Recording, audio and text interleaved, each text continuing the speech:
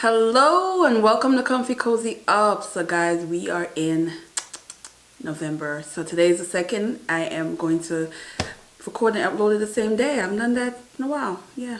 Anyway, I want to just say hi to all of the subscribers I got through the November challenge that I'm doing, the journal challenge that I'm hosting over at Instagram, which is hashtag a journal mood. So there's a few people on YouTube who are actually doing videos on their journaling, and tons other that are doing it on Instagram. So if you haven't seen it, I will link the video where I talk about it, and where you can go check out. It's the same name as my channel, which is Comfy Cozy Up on Instagram.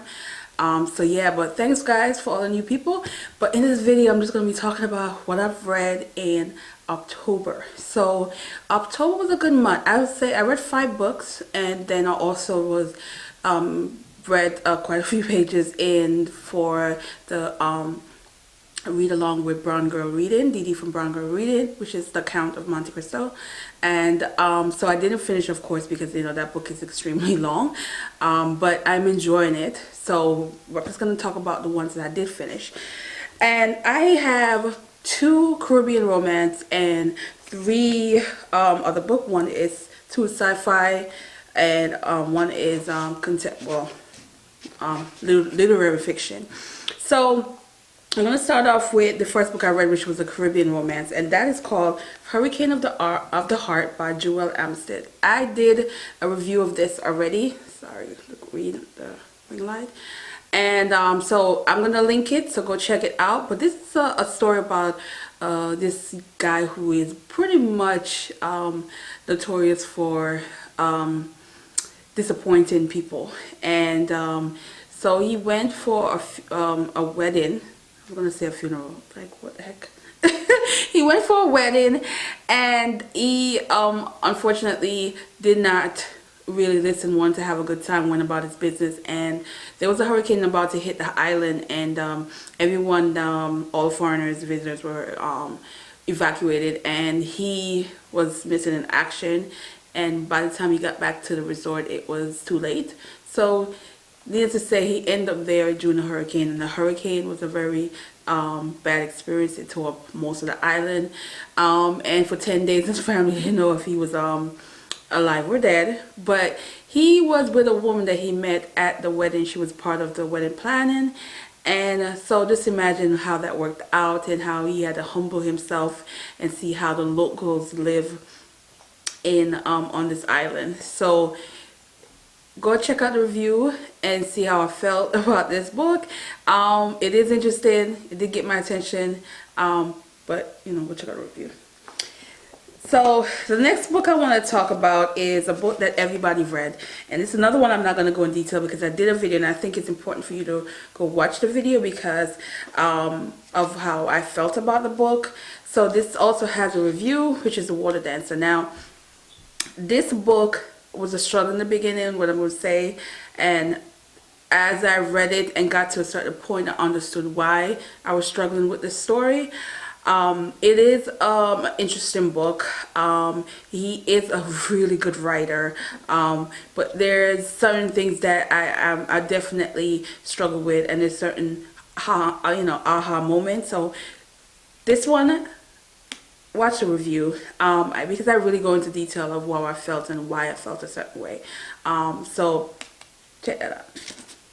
Now, the other books now that I was going to talk about is, of course, War Girls. Now, this book is a Afrofuturistic that is based on an actual civil war that did happen in Nigeria, which is the Biafra War. And what I liked about this book is it is a really interesting way of getting younger people to read and to have an idea of some of the things that happen, but in a more of science fiction way. So these are 2 sisters who are pretty much children of war. They were raised to fight, in essence, and to try to survive during the Biafra War, and how they were separated and used on different side, and eventually there was some betrayal and how they're dealing with it. It is very interesting. It is sad at times. It is a really good start to a series because it is a series. There's one particular sister I really enjoyed because she was just a tough fighter, and you understood where her story lies because of how she was raised to be a militant person, versus another sister who had somewhat of a naive situation, and how she was easily manipulated because of how she's not as exposed to certain things as the other sister. Also, I like how he talked about what happened as when you are young and you don't understand a war and you're in the middle of it, and some of the things you've done, and once you get a little at that age where you understand what you've done and the regret, and also what do you do, how do you deal with that, because you weren't at the age where you didn't even understand what was going on.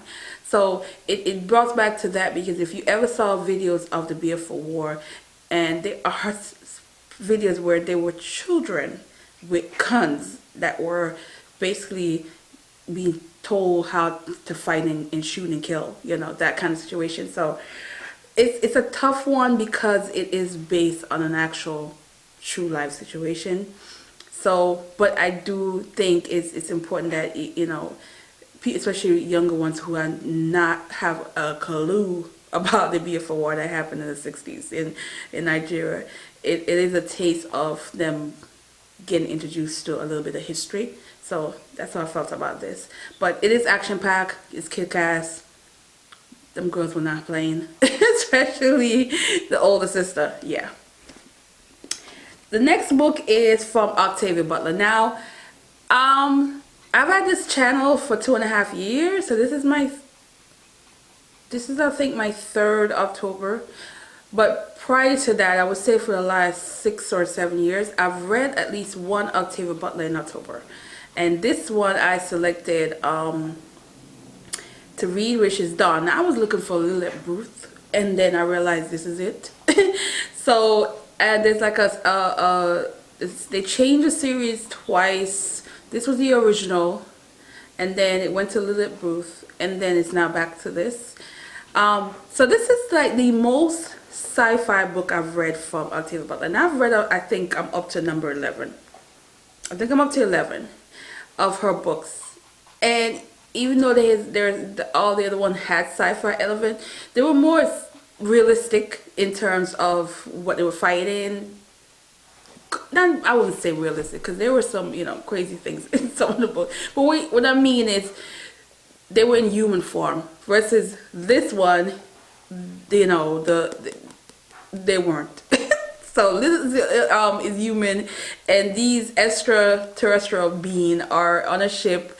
They have on a ship, and they pretty much want her, and they have a purpose for her.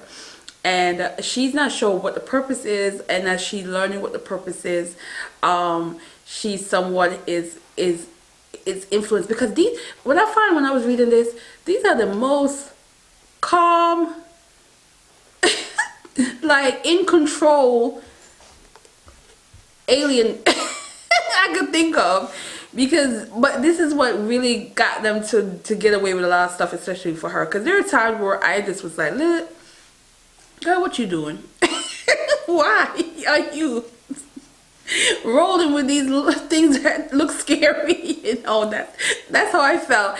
But I did have a written review on my blog, comfycozyup.com, and I do want to continue, even though I've heard some not so great story about the other 2 books in the series, but I'm going to continue at some point.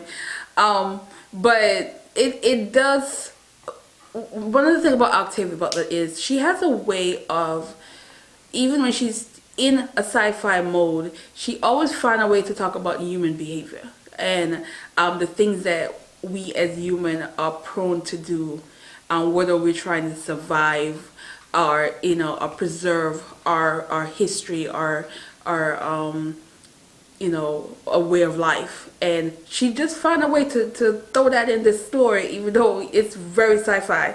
But that's her, and that's one of the things I really love about Octavia Butler, because like I said, I'm not, even though it's the second I guess sci-fi that I read this month, I'm not a huge sci-fi reader. I probably read 3 the most in a year, or if I'm lucky 4.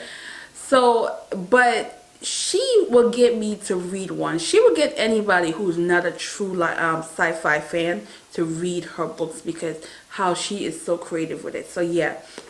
And the last book I want to talk about is Love's Sweet Joy. Now that is another Caribbean romance, and let me tell you, it's by Nerissa Golden. Yes, Nerissa Golden.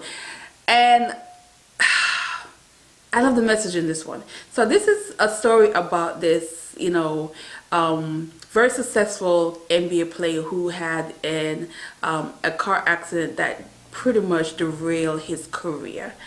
And he is basically influenced by a family member back in his island in Montserrat. And to basically come back, and in a way she was trying to get him to get out of the funk he was in. So she's also, that cousin's a returnee, and there's 2 other women who are returnee. And I love the message in this, where they back in the island, he is trying to get his life together, versus the other women are trying to build a life back in the island and trying to do all these positive things in the island, especially where the younger youth who are unemployed or struggling to even feed themselves, and they're showing that they're coming back to give back to their island. And that's a really important message, because especially as a person as Caribbean and an immigrant, a lot of times,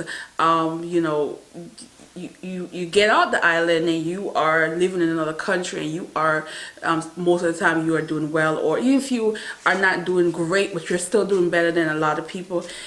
Some people never look back, and you always wonder, when you get to the point where you can afford to contribute, to think about the ones that are still on the island who are not able to leave, and what can you do to make the island better. And there's a lot of people I know, especially in Jamaica, who do go back, who want to go back and live on the island, and want to contribute back to their beautiful island.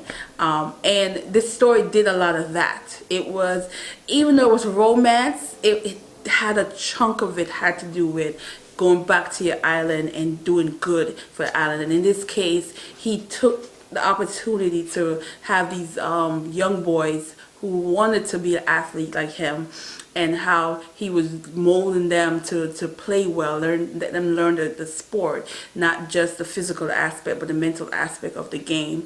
And helping these young boys who, know if they're not doing that, a lot of times they don't have anything to do. And a particular woman that was of a love interest was also a returnee. She was living in England for many years, and she returned back. And she is, a young mom, and she is having this store where she makes these bakery. And every time they talk about this food, I'm just like, oh, I want to eat. It just sounds so yummy. And she is struggling. She is not like the other 2 friends of hers who pretty much were successful where what country that they had went to. And she is, trying to keep her bakery going, and how, but at the same time she has this soft spot for the community, and wanted to make sure that everybody ate. So she would sometimes feed, even though she's struggling to keep that store open. And you see how the romance between them, happened, because they knew each other when they were kids. And so it's a different game now that they're older, and they have different life experiences and things that they're struggling with.